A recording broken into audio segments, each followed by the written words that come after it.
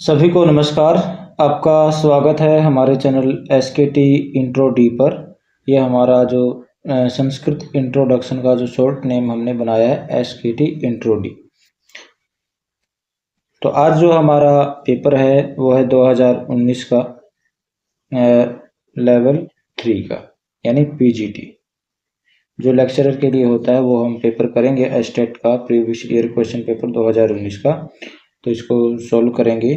आपको पता ही होगा कि जो एस्टेट की डेट है वो पहले 26-27 जुलाई थी। अब समाचारों के माध्यम से खबर आ रही है कि 26-27 जुलाई को जो है वो विभाग CET की परीक्षा करवाएगा। तो उसकी वजह से जो एस्टेट की परीक्षा है वो 26-27 को पोस्टपोन करके वो 30-31 को रखी गई है, 30-31 जुलाई को। ये समाचारों के माध्यम से खबर है। तो ऑथेंटिकेशन अपडेट कोई आएगी तो हम आपको देते रहेंगे। तो चलिए शुरू करते हैं। सबसे पहले है कर्तृकर्मणः कृतिः इत्यनेन सूत्रेण का विभक्ति विधीयते। जो कर्तृकर्मणः कृति सूत्र है, इस सूत्र से कौन सी विभक्ति का विधान होता है? तो ये जो कर्तृकर्मणः कृति यानी जो कर्ता होता है उसकी जो कृति होती है उसके कर्म की क्या हो जाएगी, उसमें षष्ठी का प्रयोग होगा। कैसे? तो इसमें षष्ठी का प्रयोग होता है। जैसे जगतः कर्ता कृष्ण, जगतः कर्ता कृष्ण। कृष्ण संसार का करता है, तो यहाँ कृष्ण की कृति क्या है? जगत है, इसका कर्म है जगत।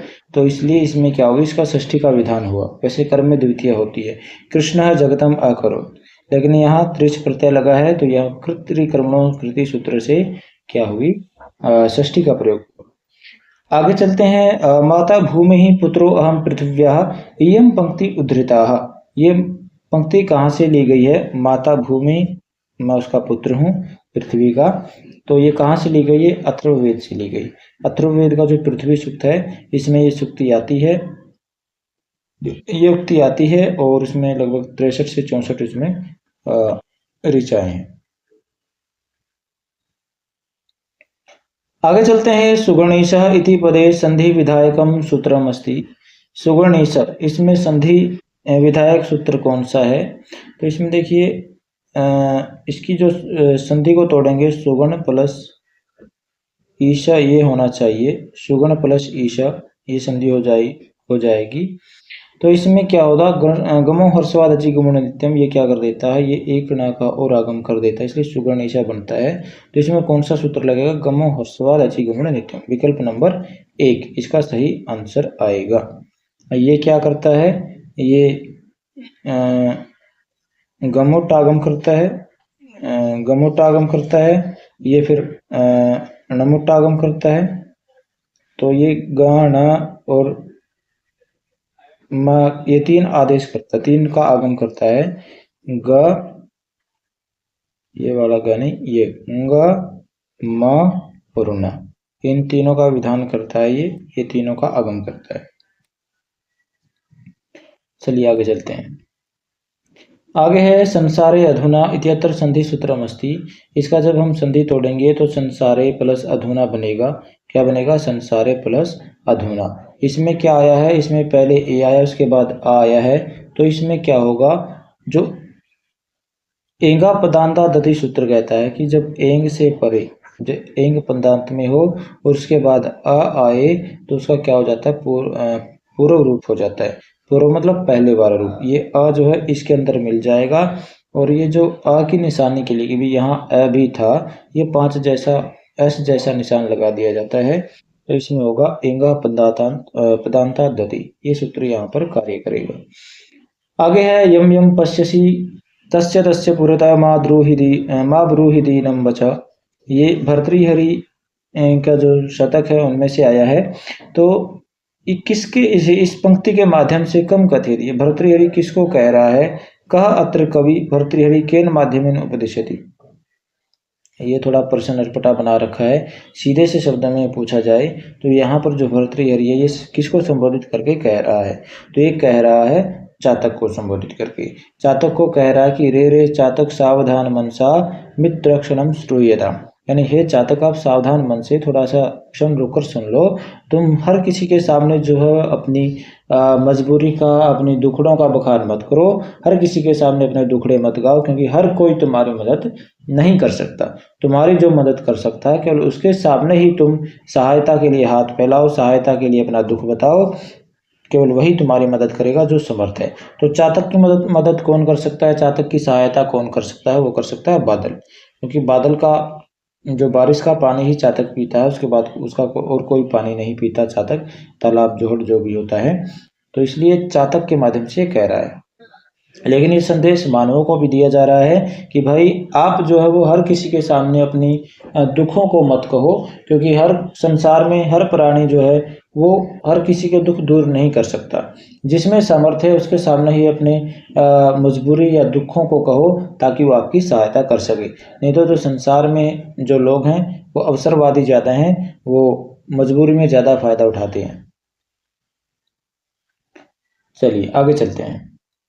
प्रवृत्ति साराः खलु मदृशां गिरः इत्यत्र खलु अव्ययस्य अर्थः अस्ति। ये यहाँ पर खलु का अर्थ क्या है? ये वनेचर का कथन है। किसका कथन है? वनेचर का। किस में आया है? किरातार्जुनीय में आया है। ये वनेचर कहता है कि मेरी जो वाणी है वो तो प्रवृत्ति सारा यानी प्रवृत्ति के अधीन है। चलिए आगे इसमें खलु का मतलब पूछ रखा है। खलु यहाँ अर्थ क्या आया है? यहाँ आया निश्चय अर्थ में। आगे है उदेति पूर्वम कुसुमम ततः फलम, पहले कुसुम उगता है फिर फल आता है। उपयुक्त चरणे छंदसः नाम अस्ति। इस छंद जो चरण है ये जो पाद दिया है, इसमें कौन सा छंद है? तो इसमें जो छंद है इसमें है वंशस्थ छंद। वंशस्थ छंद का लक्षण क्या है? जतौ तु वंशस्थम उदीरितम जरौ। जतौ एक जगण होता है, एक तगण होता है। जतौ तु वंशस्थम उदीरितम जरौ, एक फिर जगण होगा फिर रगण हो गया, यानी जगण तगण फिर जगण फिर रगण। ये 4 गण होते हैं, 12 अक्षर होते हैं। चलिए आगे चलते हैं। आगे है उपमान उपमेयस्य वर्णनम। उपमानाद उपमेयस्य वर्णनम यत्र अधिकम भवति तत्र को अलंकारो भवति। उपमान क्या होता है? प्रकृत। और उपमेय क्या होता है? अप्रकृत। यानी जो प्राकृतिक वस्तु है उससे अप्राकृतिक वस्तु का ज़्यादा वर्णन कर दिया जाए, वहाँ कौन सा अलंकार होता है? जैसे तुम्हारा मुख चंद्रमा के समान है, तो चंद्रमा क्या हो गया? प्राकृतिक हो गया, उपमान हो गया। और मुख क्या हो गया? उपमेय हो गया, अप्राकृतिक हो गया। फिर भी वहाँ मुख का ज़्यादा वर्णन कर दिया जाए, चंद्रमा को फीका दिखा दिया जाए, वहाँ कौन सा अलंकार होगा? वहाँ होगा व्यतिरेक। उपमानाद यदि अन्यस्य व्यतिरेक सैव स, ये इसका लक्षण है, तो आप इसको ध्यान रखिएगा।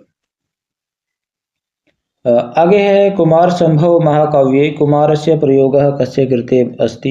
ये तो आप सभी को पता है कि कुमार का प्रयोग किसके लिए हुआ है? कार्तिकेय के लिए। शिव और जो पार्वती के पुत्र का नाम था कार्तिकेय, इनको शनमातृ भी कहा जाता है क्योंकि ये 6 कृतिकाओं ने इसको पाला था। चलिए आगे चलते हैं। आगे रूपक अलंकार से प्रमुख विशेषता का, रूपक अलंकार की प्रमुख विशेषता क्या है? प्रकृत अप्रकृतयोः भेद। प्राकृत और अप्राकृत में भेद नहीं, ये गलत है, ये नहीं है, ठीक है। प्राकृत प्रस्तुत अप्रस्तुतियों वैधर्मम, उनका अलग अलग भिन्नता बताना ये भी नहीं है। प्रस्तुत अप्रस्तुतियों और अभेद, जो प्रस्तुत और अप्रस्तुत है उन दोनों का अभेद, इसका लक्षण भी है। तद्रूपकम या अभेदो उपमान उपमेयो, जहाँ पर उपमान और उपमेय में भेद न हो, अभेद हो, वहाँ रूपक अलंकार होता है। तो ये इसका सही उत्तर आएगा। ये निगरणम, ये निगल जाता है, ये भी गलत है, तो विकल्प नंबर 3। आगे चलते हैं। आगे है प्रतिकूलताम उपगते ही विधौ विफलत्वम इति बहुसाधनता अस्याम पंक्तो कस्मिन् पदे श्लेष अलंकार वर्तते। यानी विधि के विपरीत होने पर चाहे कितनी साधन संपन्नता हो, वो विफलता को प्राप्त हो जाती है। तो इसमें कौन सा श्लेष अलंकार जो कौन से पद में है? श्लेष अलंकार किसको बोलते हैं? जहाँ एक अक्षर के अनेक अर्थ हों। श्लिष्टे शब्द का अर्थ जाने श्लेषयिष्यते, ऐसा कुछ लक्षण है। तो यहाँ किस में है श्लेष अलंकार? यहाँ विधि में। विधि का मतलब भ्रम भी होता है और विधि का मतलब भाग्य भी होता है। तो यहाँ ये श्लेष अलंकार का लक्षण, ये श्लेष अलंकार इसमें घटित होता है। हाँ, ये प्रतिकूलताम उपगते ही विधौ विफलत्वमेति बहु साधनता, ये किस ग्रंथ से आया है? ये आप कमेंट में लिखकर बताइए।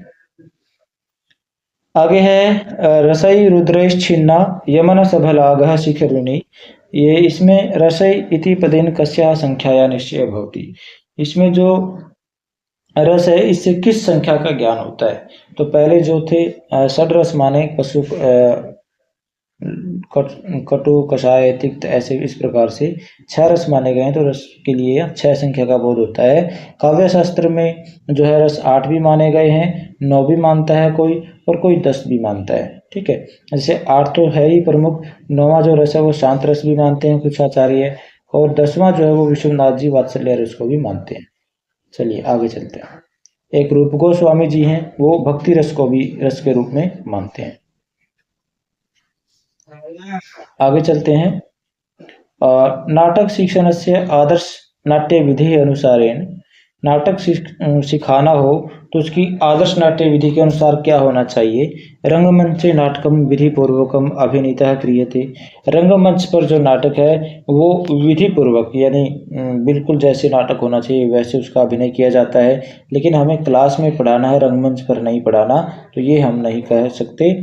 शिक्षकः वाण्या माध्यमेन एक प्रकारेण अभिनयम करोति, शिक्षक वाणी के माध्यम से एक प्रकार से अभिनय करता है, ये सही है। क्योंकि कक्षा में पढ़ाना होता है कोई नाटक तो वहाँ पर शिक्षक ही होता है प्रमुख उसको समझाने वाला, और शिक्षक यदि हाव भाव के अनुसार, वाणी के अनुसार और लय के अनुसार और अभिनय कौशल के अनुसार, हाव भाव यानी चेहरे पर भंगिमाएं वैसी करके यदि नाटक को पढ़ाता है तो वो ज़्यादा रुचिकर होता है, बच्चों को अच्छे से समझ में आता है।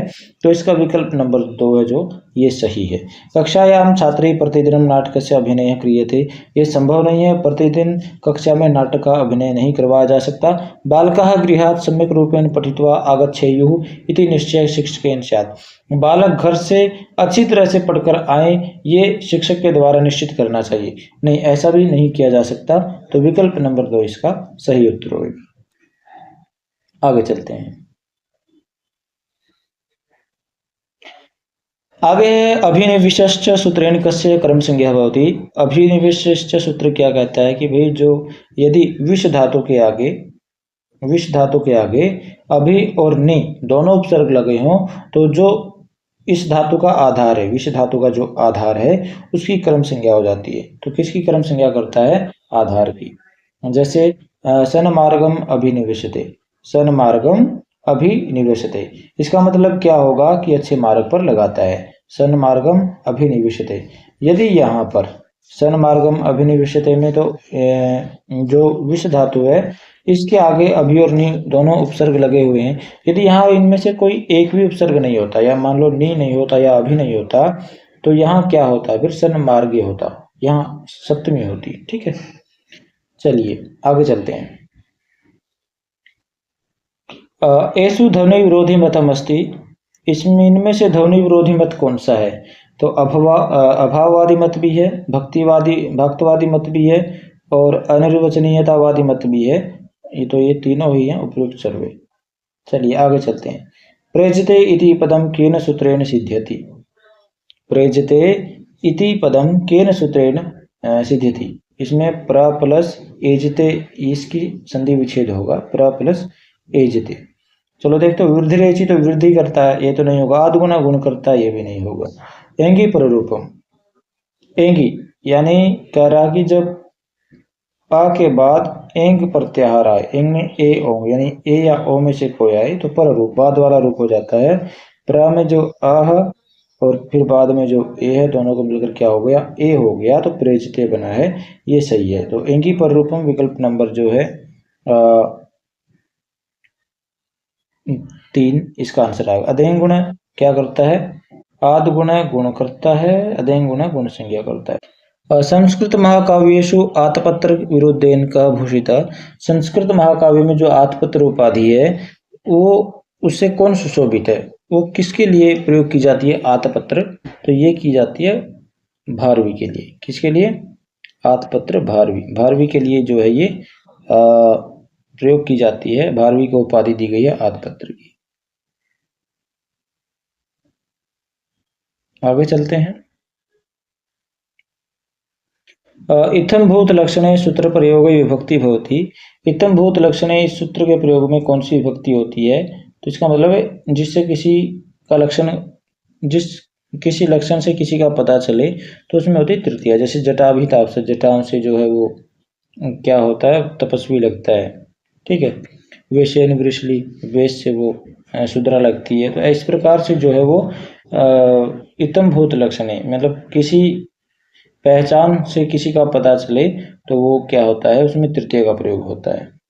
आगे अशुद्धम वाक्यम चिन्हवन्तु, अशुद्ध वाक्य चुनिए। जो अशुद्ध है, गलत वाक्य है, उसको चुनना है।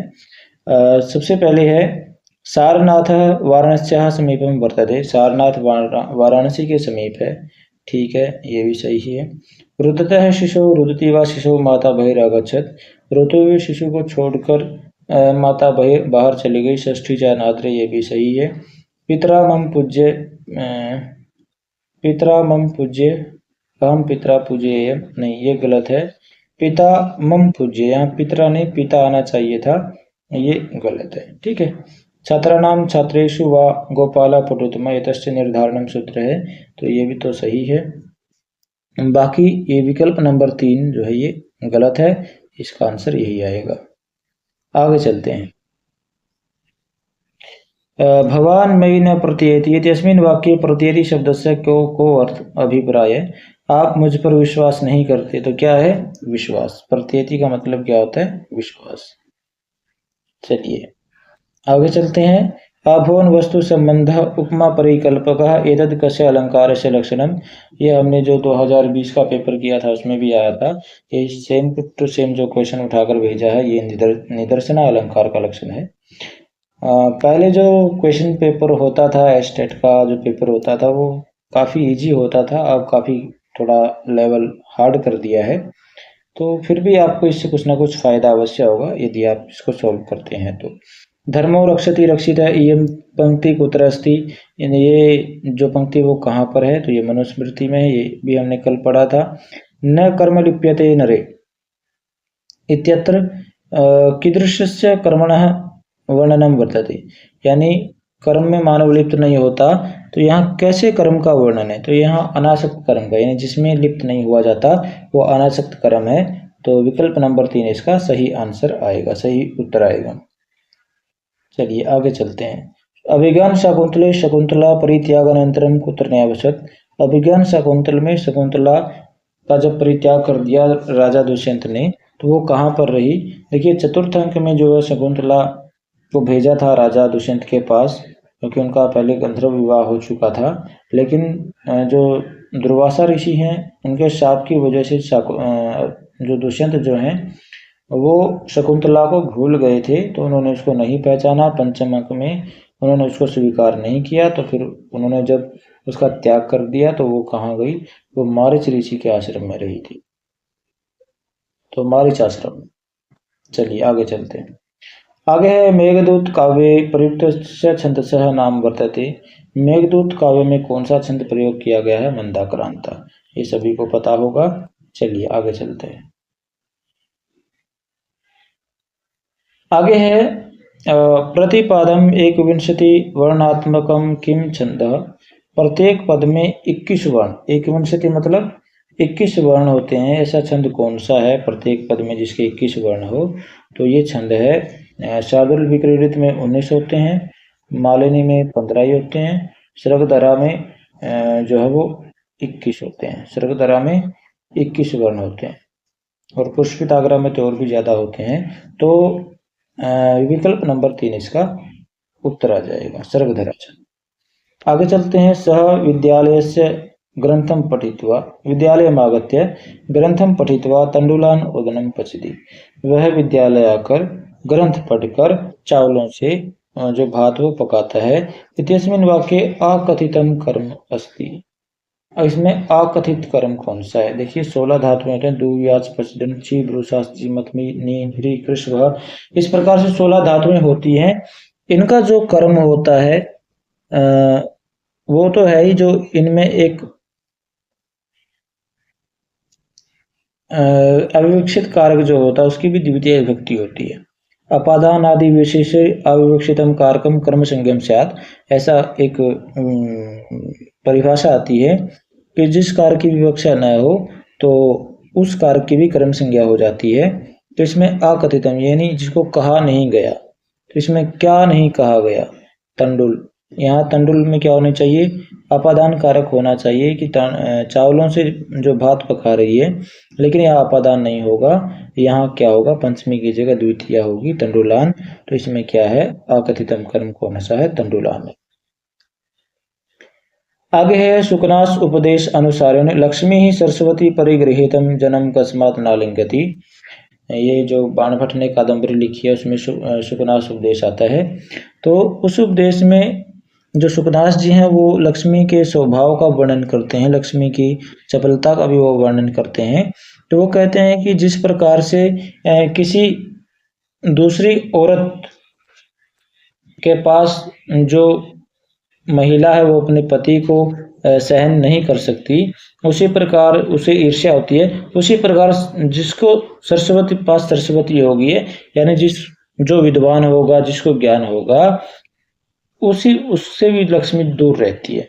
यानी जो विद्वान होता है उससे भी वो ज़्यादा अमीर नहीं होता, वो गरीब ही रहता है, वो निर्धन ही रहता है। तो किस वजह से रहता है? किस वजह से लक्ष्मी उसके पास नहीं आती? ईर्ष्या के कारण। चलिए आगे चलते हैं। महाभारत यक्ष प्रश्नानाम उपयुक्तानि उत्तराणि कह दत्तवान। महाभारत में यक्ष प्रश्नों का सही उत्तर किसने दिया था? तो ये सभी को पता है, युधिष्ठिर ने दिया था। आगे चलते हैं। मेघदूते कस्याः नगर्याः वर्णनम अस्ति। ये भी प्रश्न दोबारा आया है। मेघदूत में किस नगरी का वर्णन है? तो ये सेम का सेम प्रश्न जो है दोबारा उठाकर दे दिया है। इन्होंने ये भी नहीं देखा कि भाई हम ये प्रश्न जो दे रहे हैं ये मतलब इसमें गलती है तो हम इसको न दें। इसमें वही है, ये 2019 का पेपर है, 2020 में ये वैसे का वैसे सेम उठा के दिया हुआ था। यानी ये कौन सी नगरी का वर्णन है? उज्जैनी का भी वर्णन है और विदिशा का भी वर्णन है। तो दोनों ही सही है, पहला भी और चौथा भी। अवंतिका द्वारिका नहीं है। आगे चलते हैं। छिंद्यु कस्य लकारस्य प्रथम पुरुष बहुवचनम रूपम अस्ति। छिंदु किस लकार का है? तो ये विधिलिंग लकार का है। जैसे भवतु भवताम भवेद भवेताम भवेयु बनता है, वैसे छिंदु बनता है बहुवचन में। चलिए आगे चलते हैं। एसु सुमेलितम नास्ति। इनमें से सुमेलित कौन सा नहीं है? इनमें से सुमेलित कौन सा नहीं है? तो क्षम सत्री क्षमन बनता है। स्वप सत्री, स्वप सत्री में जो है स्वपन नहीं बनेगा। स्वप सत्री में स्वपन नहीं बनेगा, ये गलत है।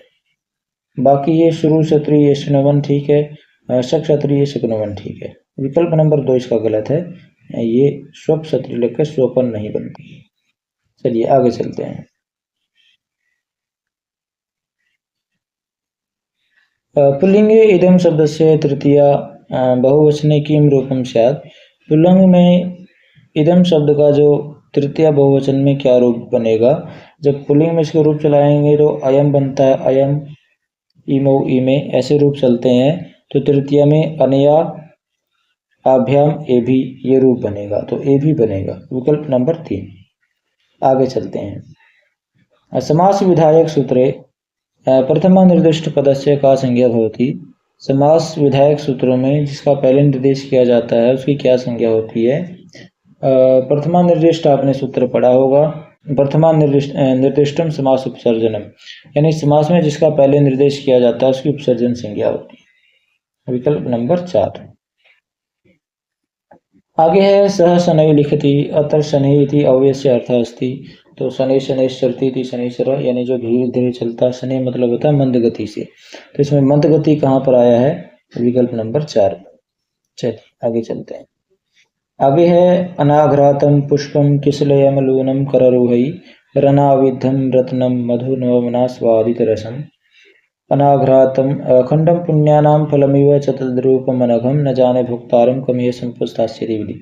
इसमें कौन सा छंद है? ये प्रसिद्ध है श्लोक। तो इसमें जो छंद है वो है शिखरिणी। शिखरिणी छंद का लक्षण क्या है? ये मैंने कल भी बताया था। रसई रुद्रेश छिन्ना यमन सब लाग है शिखरिणी। आगे स्वर्ण संज्ञा बहुत ही। स्वर्ण संज्ञा किसकी होती है? जिनका प्रयत्न समान होता है उनकी स्वर्ण संज्ञा होगी। तो उचेर उदात की तो उदात संज्ञा होगी। समारा सवृत संज्ञा करता है। मुख नासिका वचन अनुनासिक ये अनुनासिक संज्ञा करता है। तुल्य प्रयत्न सवर्ण। तो इसमें जिसके आज से मुख का प्रयत्न समान होता है वो क्या होता है? उसकी स्वर्ण संज्ञा होती है। विकल्प नंबर 4 ये सही है। आगे चलते हैं। आगे है निष्क्रांत कौशाम्ब्य इति विग्रहे जाते समस्त पदम किम। तो ये कौशाम्बी से निकाला गया ऐसा वो। तो इसमें निष्कौशाम्बी हर्ष विकार हो जाएगी। विकल्प नंबर 2। आगे चलते हैं। आगे भिद प्लस कथा। भिद प्लस कथा। तो यहाँ पर तत् प्रत्यय जो है इसमें का तो लोप हो ही जाता, ता बचता है। तो आगे का द और पीछे का त दोनों का न हो जाएगा, भिन्न बनेगा। क्या बनेगा? भिन्न। विकल्प नंबर 1। आगे चलते हैं।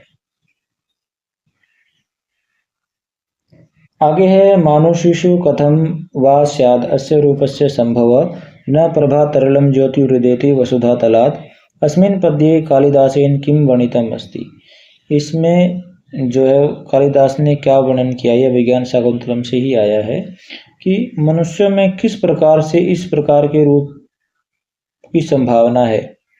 न प्रभा तरलम ज्योतिरुदेति वसुधा तलात्, यानी जो वसुधा तलात यानी पृथ्वी से जो वो ज्योति उदित नहीं होती। तो ये किसका वर्णन किया गया है? ये सौंदर्य का वर्णन किया गया। किसके सौंदर्य का? तो सौंदर्य नायिका ही होता है, नायिका का सौंदर्य है। तो अभिज्ञान शकुंतलम की जो नायिका कौन है? शकुंतला। तो नायिका शकुंतला का रूप सौंदर्य का वर्णन किया गया है। विकल्प नंबर 2 में। आगे है प्र उपसर्ग पूर्वकस्य ह्री धातोः घया प्रत्यय योग्य अर्थ होती। जब हम पर उपसर्ग लगाकर ह्री धातु के आगे और घय प्रत्यय लगाएंगे तो क्या इसका मिलाएंगे तो क्या बनेगा? प्रहार बनेगा। क्या बनेगा? प्रहार। प्रहार का मतलब क्या होता है? किसी को मारना, आघात करना। विकल्प नंबर 3 इसका आंसर आ जाएगा। आगे चलते हैं। आकृतिं चापि भूतानि कथयिष्यन्ति इत्यव्याम संभावितस्य चाकृतिर्भरणात् अतिरिच्यते। भरणात् नहीं होगा, मरणात् होगा। ये जो कथन है ये श्री कृष्ण जी कहते हैं जब वो गीता का उपदेश देते हैं उनको कि भाई तुम युद्ध नहीं कर रहे हो तो ये तुम्हारे लिए अकीर्ति है, यानी ये तुम्हारा अपयश होगा। और अपयश जो होता है वो मरने से भी ज्यादा बड़ा दुखकर होता है, बड़ा बेकार होता है अपयश प्राप्त करना।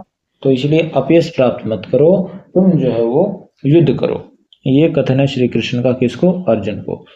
गीता का जो उपदेश दिया उन्होंने। तो ये किस में आया? भगवत गीता में आया है। और यदि देखा जाए तो ये महाभारत में भी माना जा सकता है, क्योंकि भगवत गीता जो है महाभारत का ही एक अंग है। ये महाभारत की जो 18 पर्व हैं उनमें जो भीष्म पर्व आता है, भीष्म पर्व 6वां पर्व ये है। तो इसमें से ये लिया गया है भगवत गीता। तो ये दोनों में ही होगा, महाभारत में भी और भगवत गीता में। आगे चलते हैं। भिद धातु लृट लकारे प्रथम पुरुष एक वचने किम रूपम स्यात्। भिद धातु लट लृट लकार, लृट मतलब भविष्य काल। तो भेदिष्यति नहीं बनेगा, भेदिष्यति नहीं बनेगा, भेक्षति नहीं बनेगा, भिक्षति नहीं बनेगा। क्या बनेगा? भेदष्यति। विकल्प नंबर 2 इसका सही उत्तर होएगा। चलिए आगे चलते हैं। येषु समानाधिकरण बहुव्रीहि उदाहरणम अस्ति। इनमें समानाधिकरण बहुव्रीहि का उदाहरण कौन सा है? समानाधिकरण बहुव्रीहि कौन सा होगा? जहां पर दोनों पदों में समान विभक्ति होगी। तो चक्रपाणि चक्रम पाणव्यस्य, चक्र है पाणव्यस्य, यानी जिसके हाथों में चक्र हो। पाणव में सप्तमी हो गई, चक्र में प्रथमा, ये नहीं होगा। आगे चलते हैं। चंद्रशेखर, चंद्र शेखरे यस्य, यानी जिसके शिखर पर चंद्र हो, इसमें भी पहली और सप्तमी का प्रयोग है, ये भी नहीं हुआ। चंद्र कांति, चंद्र इव कांति यस्य स, चंद्रमा के समान जिसकी कांति है, इसमें दोनों में ही प्रथमा का प्रयोग हुआ है, तो इसका मतलब ये है कि ये विकल्प नंबर 3 इसका सही उत्तर बन जाएगा। ये भी सही हो सकता है आरूढ़ वानर, आरूढ़ वानर यस्मिन स, जिस पर वानर बैठा हो ऐसा वो, तो ये भी विकल्प सही हो सकता है, ये भी सही हो सकता है, तो ये दोनों ही सही हो सकते हैं। चंद्र इव कांति यस्य स, चंद्र इव कांति यस्य से, चंद्रमा के समान कांति है जिसकी, व आरूढ़ वानर यस्मिन स, जिस पर वानर आरूढ़ हुआ हो, तो दोनों ही सही है मेरे हिसाब से, तो बाकी आप देख लेना। आगे सखी शब्द से षष्ठी एक वचने किम रूपम स्यात्, सखी शब्द का षष्ठी एक वचन में क्या रूप बनेगा, तो ये पति की तरह पत्यु बनता है, तो सखी का सख्यु बनेगा। चलिए आगे चलते हैं। व्रजंती ते मूढ़धिय प्राभवम भवंती मायावीषु ये न मायिनः, जो मूर्ख मायावी में मायावी नहीं बनते, वो जो पराजय को प्राप्त होते हैं। ये उक्ति है किसकी है, द्रौपदी की उक्ति है। तो द्रौपदी की उक्ति कहाँ पर आती है, एक किरातार्जुनीयम में आती है। किरातार्जुनीयम में वनेचर आता है कौरवों के हालचाल जानकर, तो वो युधिष्ठिर को बताता है, पहले भीम संवाद होता है, फिर द्रौपदी संवाद करती है, तो ये विकल्प नंबर 4 किरातार्जुनीयम जो है वो भारवी की रचना है। वाक् च त्वच त्वक्च इत्यत्र समस्त पदम भवति वाणी और त्वचा, तो समस्त पद क्या होगा, वाक् त्वचम, क्या बनेगा, वाक् त्वचम, क्योंकि त्वक त्वचो त्वचा ऐसा रूप बनता है, तो वाक् त्वचम बनेगा। चलिए आगे चलते हैं। असंगतम चिनुत, पंचविंश ब्राह्मण सामवेद का है, ठीक है, ये भी सही है। गोपत ब्राह्मण अथर्ववेद का है, ये सही है। कौशिकी ब्राह्मण यजुर्वेद का है, ये गलत है। और ऐत्रेय ब्राह्मण ऋग्वेद का, ये सही है। ऐत्रेय और कौशिकी दोनों ही ब्राह्मण ऋग्वेद के हैं, तो विकल्प नंबर 3 इसका आंसर आ जाएगा। आगे चलते हैं। विमल कमल से भोजन पकवाता है, यानी इसमें एक कर्ता है, एक प्रयोज्य कर्ता है, तो प्रयोज्य कर्ता कौन है, विमल, यानी मुख्य कर्ता कौन है, विमल, तो विमल हो गया। और प्रेरक प्रेरक है विमल, किसको प्रेरित कर रहा है, कमल को, तो कमल में तृतीया होगी, तो कहाँ गया, विमल कमलेन, दोनों में आया है, ठीक है। भोजनम, भोजन को पाचेती पकवाता है, पाचेती बनेगा, पचेती नहीं बनता, विकल्प नंबर 3 इसका आंसर हो जाएगा। चलिए आगे चलते हैं। एषु एकादेश संधि नास्ति, इनमें से एकादेश संधि कौन सी नहीं है। एक आदेश हो जाता है पर रूपम, पर रूपम मतलब बाद वाला रूप हो जाना, जैसे अ प्लस ए, दोनों को मिलाकर ए बन गया, ठीक है, एक आदेश हो गया। गुण अ प्लस ई, दोनों को मिलाकर ए बन गया, ठीक है। वृद्धि आ प्लस ए, आई हो गया, ये भी सही है। ये एकादेश हो गए सब।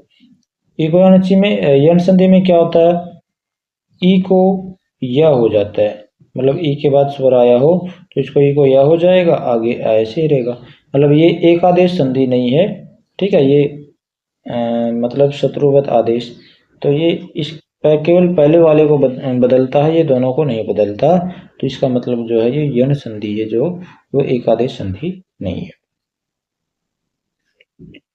आगे चलते हैं। अव्यय पदम विकारम प्राप्त होती, अव्यय पद कहाँ पर विकार प्राप्त होता है, यानी कहाँ पर बदलता है, आपने कारिका सुनी होगी, सदृशम त्रिषु लिंगेषु सर्वासु च विभक्तिषु यद न व्यति तद अव्ययम, तो यानी जो सभी प्रकार के तीनों लिंगों में, सभी विभक्तियों में और तीनों वचनों में जो नहीं बदलता है वो क्या होता है, वो अव्यय होता है, तो इसमें कोई परिवर्तन होता ही नहीं है, तो क्या होगा, न कुत्रापि, ये कहीं भी विकार प्राप्त नहीं करता।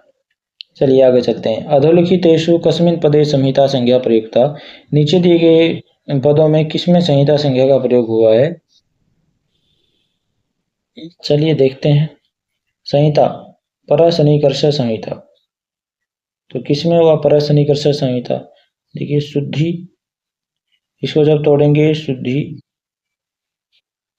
प्लस उपास्य, ये इसका वो हो जाएगा विच्छेद, विकल्प विसर्ग लग गए, बाकी ई में ई का ऊई को यह हुआ है, तो ये परा से निकर्ष संहिता से संहिता संज्ञा हुई है। विकल्प नंबर 1 ये सही है। आगे राम से ये शब्द रूप है, राम का षष्ठी में बनता है, यहाँ संहिता संज्ञा नहीं हुई। विमलो ये भी सप्तमी द्विवचन या षष्ठी द्विवचन में बनता है, यहाँ भी नहीं हुई। नदीव्याम ये भी द्विवचन में बनता है, तृतीया चतुर्थी पंचमी में, तो यहाँ भी जो है वो संहिता संज्ञा नहीं हुई। तो विकल्प नंबर जो 1 है इसका उत्तर आ जाएगा।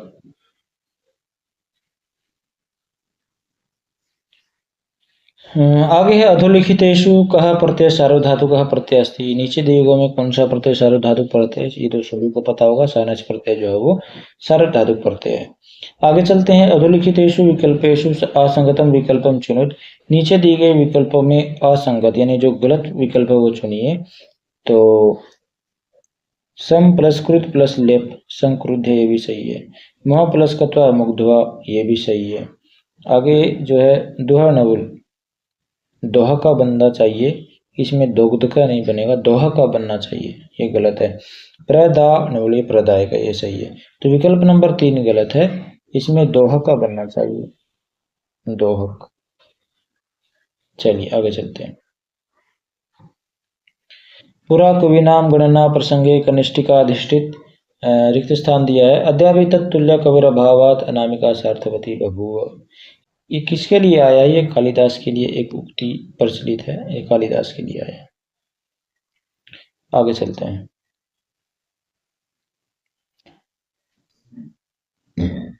वह धातु हो तुमन प्रत्यय सती किम रूपम भवती। वह कि जब तुमन प्रत्यय लगाएंगे तो वोढुम रूप बनता है, क्या बनेगा? वोढुम। आगे है तत्श्लोकेन इत्यत्र संधियुक्तम पदम अस्ति। तो यहाँ संधियुक्त पद कौन सा है? तो इसमें द को छ, स को छ, हाँ ठीक है। तत्श्लोकेन विकल्प नंबर 1 क्या होगा? विकल्प नंबर 1। चलो आगे चलते हैं। आगे क्या कह रहा है? हा हा देवी स्फुटति हृदय संसरते देह बंध शून्यम मन्य जगत अविरत ज्वाला मंत्र ज्वालामि। इत्यस्मिन् श्लोके कस्य रसस्य परिपाकः दृश्यते। ये उत्तरराम सहित का जो प्रत्यय आया है ये इसमें करुण रस है। ठीक, कौन सा रस है? करुण रस। आगे चलते हैं। एषु कस्मिन् विकल्पे अलुक तत्पुरुष समासो नास्ति। इनमें से किसमें अलुक तत्पुरुष समास नहीं है? तो अलुक यानी जहां पर लोप न हुआ हो। सरसीजम, सरसी में सप्तमी भक्ति का लोप नहीं हुआ, सरसीजम में, ये उदाहरण है। निश्चप्रचम, निश्चप्रचम इसमें तो चलो आगे देखते हैं। युधिष्ठिर, युधिष्ठिर या जो युद्ध में स्थिर होता है, इसमें भी लोप नहीं हुआ। खेचरा, खेचरती जो खे आकाश में विचरण करता है, ये भी, इसमें भी सप्तमी का प्रयोग नहीं हुआ, इसमें भी नहीं हुआ और इसमें भी नहीं हुआ। विकल्प नंबर 1 में भी सप्तमी का प्रयोग ज्यों का त्यों बना रहा, 3 में भी ज्यों का त्यों बना रहा और 4 में भी ज्यों का त्यों बना रहा। तो बच गया विकल्प नंबर 2। तो यही इसका उत्तर होगा, इसमें अलुक तत्पुरुष समास नहीं है। तो आज का वीडियो इतना ही। मुझे आशा आपको वीडियो पसंद आया होगा। जाने से पहले लाइक शेयर सब्सक्राइब अवश्य करें, और यदि आपकी कोई क्वेरी है या आप कुछ अपने सुझाव देना चाहते हैं तो कमेंट बॉक्स में ज़रूर लिखें। थैंक यू, धन्यवाद।